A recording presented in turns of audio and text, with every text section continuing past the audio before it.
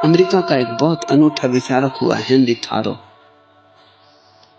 जब वो मरने लगा तो उसकी एक बूढ़ी चाची जो बहुत धार्मिक थी, और उसे हमेशा से शक था कि हेनरी थारो धार्मिक नहीं, क्योंकि न तो कभी मंदिर गया, न कभी इसके हाथ में बाइबल देखी,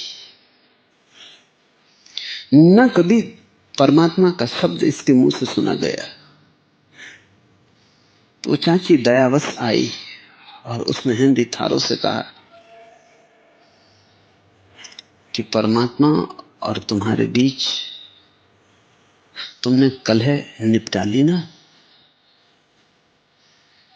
have you made peace between you and your God? क्या तुमने शांति बना ली अपने और परमात्मा के बीच? हेनरी थारो मर रहा था, उसने आंखें खोली और उसने कहा, I don't know that we ever quarrel. मुझे पता ही नहीं कि हमारे बीच कभी कोई झगड़ा हुआ।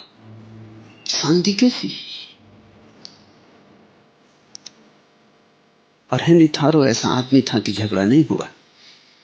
मंदिर नहीं गया, जरूरत ना थी। झगड़ा ही ना हुआ हो तो अदालत जाने की जरूरत क्या है?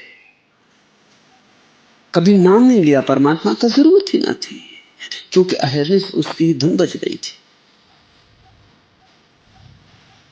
हेनरी थारो मनुष्य जाति के थोड़े से बड़े अप्रतिम फूलों में से एक है।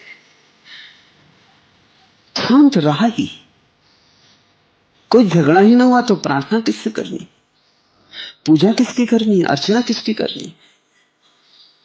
जब भी तुम शांत होते हो तब तुम्हारे और परमात्मा के बीच कलह टल गई, अन्यथा तुम 24 घंटे संघर्ष में हो। जितने तुम संघर्ष में हो उतने ही तुम बेचैन रहोगे, क्योंकि कोई भी वृक्ष पृथ्वी से लड़कर कैसे शांत हो सकता है? जड़ें तो पृथ्वी में, तुम पृथ्वी से लड़ रहे हो, अपनी ही जड़ों से लड़ रहे हो। अशांति स्वाभाविक है, बेचैनी रहेगी ही, तुम विक्षिप्त तो होगे ही। वृक्ष पागल हो जाएंगे अगर जमीन से लड़ेंगे, क्योंकि जमीन तो गर्भ है, और जैसे वृक्षों की जड़ें जमीन में, वैसे ही तुम्हारी जड़ें परमात्मा में।